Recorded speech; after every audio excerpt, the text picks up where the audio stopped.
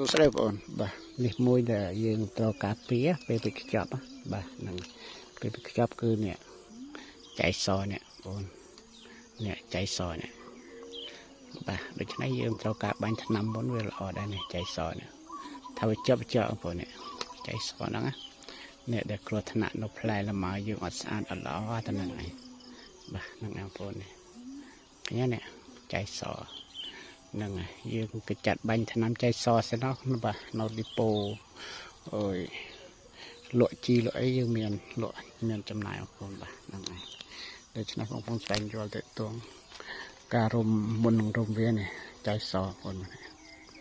នេះជាបញ្ហាមួយបាទដល់យើងអ្នកដាំលម៉ើណានៅពេលខ្ចប់វាបាទខ្ញុំពេលខ្ចប់ខ្លះទុយខ្លះធំណាបាទហ្នឹងហើយសូមអរគុណបាទហ្នឹងហើយស្វែងយល់ទៅតួងលម៉ើបងប្អូនបាទហ្នឹងហើយសូមអរគុណ